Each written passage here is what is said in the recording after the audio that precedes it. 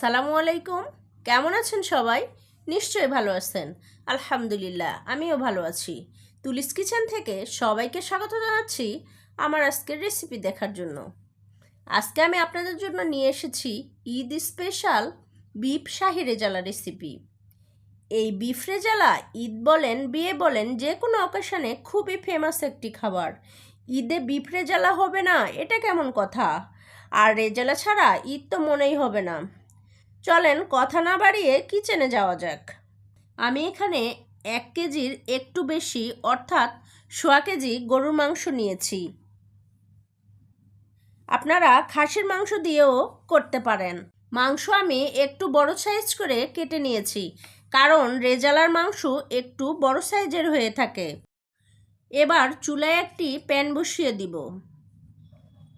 1 cup পরিমাণ তেল দিয়ে দিব, কারণ রেজালায় একটু তেলের পরিমাণ বেশি হয়ে থাকে। তেল একটু গরম হয়ে গেলে দিব সবুজ এলাচ 5-6টি, দারুচিনি 3টি, লবঙ্গ 5-6টি, তেজপাতা 2টি, কালো এলাচ 2টি দিয়ে একটু ভেজে নেব। ভাজা হয়ে গেলে এবার দেব 2 কাপ পেঁয়াজ। পেঁয়াজ হালকা ভেজে নেব, খুব বেশি ভাজার দরকার নাই, কারণ মাংস যখন সিদ্ধ করব তখন পেঁয়াজ এমনিতেই গলে যাবে। পেঁয়াজ ভাজা হয়ে গিয়েছে। এবার দেব 1 টেবিল চামচ রসুন বাটা, 1 টেবিল চামচ আদা বাটা। এবার দেব 1 টেবিল চামচ জিরে গুঁড়ো, 1 টেবিল চামচ ধনে গুঁড়ো, আর দেব হাফ চা চামচ জয়ফল গুঁড়ো, আর দেব হাফ চা চামচ জয়ত্রী গুঁড়ো, আর দেব 1 টেবিল চামচ মরিচের গুঁড়ো, 1 টেবিল চামচ হলুদের গুঁড়ো। এবার সবগুলো মশলা ভালো করে কষিয়ে নেব। এবার সামান্য পরিমাণ পানি দিয়ে মশলাটা ভালো করে কষিয়ে নেব। মশলা কষানো হয়ে গেলে দিব 1 চা চামচ কাশ্মীরি মরিচের গুঁড়ো। এটা কিন্তু খুবই কম ঝাল, আর কাশ্মীরি মরিচের গুঁড়ো দিলে কালারটা খুবই সুন্দর হয়, সেই কারণেই এটা ব্যবহার করা। মরিচের গুঁড়ো ভালো করে মশলার সঙ্গে মিশিয়ে নেব। আমি আবারও অল্প পরিমাণ পানি দিয়ে মশলাটাকে ভালো করে কষিয়ে নেব। এবার আমি দিয়ে দিব 5 থেকে 6টি কাঁচামরিচ। কাঁচামরিচ দিয়ে ভালো করে কষিয়ে নিব মশলা। মশলা কষানো হয়ে গিয়েছে। এবার আমি দিয়ে দিব মাংস। মাংস দিয়ে খুব ভালো করে নেড়েচেড়ে মিশিয়ে নেব। মাংস একটু কষিয়ে নিয়ে আমি এটাকে 25 থেকে 30 মিনিট চুলার জাল একদম লো রেখে অপেক্ষা করব। এবার আমি একটি পেস্ট তৈরি করে নিব। তার জন্য আমার লাগবে হাফ কাপ পেঁয়াজ বেরেস্তা, 10 থেকে 12টি কাজু বাদাম, আর 1/3 কাপ টক দই। আমি এখানে দইয়ের সামান্য পানি ব্যবহার করেছি। এখন আমি এটাকে ব্লেন্ড করে নিব।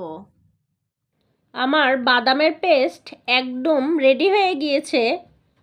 এটাকে আমি কিছুক্ষণ পরে ব্যবহার করব। দেখেন মাংস থেকে কতটা পানি বের হয়েছে। আমি কিন্তু এখানে আলাদা কোনো পানি ব্যবহার করি নাই। আর এই মাংসর পানি দিয়েই মাংস সিদ্ধ হয়ে যাবে। এবার আমি দিব 2 চা চামচ লবণ। লবণ দিয়ে ভালো করে মাংস আবার নেড়েচেড়ে মিশিয়ে নেব। আপনারা আপনাদের স্বাদ মতো লবণ দিয়ে দিবেন। যদি প্রয়োজন হয় তখন আরও একটু বাড়ায় দিবেন। আমি মাংসটাকে বেশ কিছুক্ষণ কষিয়ে নিব। কষানো হয়ে গিয়েছে। এবার আমি দিব অল্প পরিমাণে কুসুম গরম দুধ। কারণ এই দুধ দিলে রেজালার টেস্ট আরও বহুগুণে বেড়ে যাবে। দুধ দিয়ে একটু নেড়েচেড়ে আরও কিছুক্ষণ রান্না করে নিব।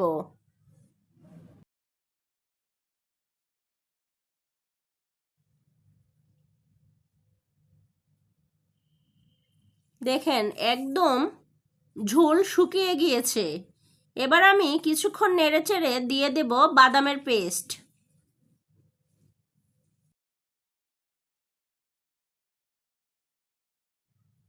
এবার দেব 5-6টি আলু বোখরা দিয়ে একটু ভালো করে নেড়েচেড়ে মিশিয়ে নিব। এবার দেব সামান্য পরিমাণ পানি দিয়ে আবারও একটু নেড়েচেড়ে অপেক্ষা করব। পানি একটু শুকিয়ে আসলে দিয়ে দিব 4 টেবিল চামচ গুঁড়ো দুধ।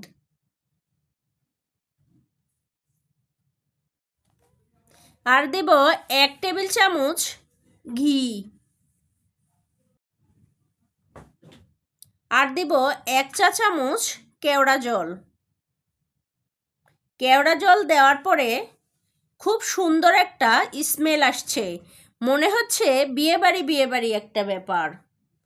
মাংস আবারও নেড়েচেড়ে মিশিয়ে নিব। এবার দিয়ে দেব 1 চা চামচ গরম মশলার গুঁড়ো।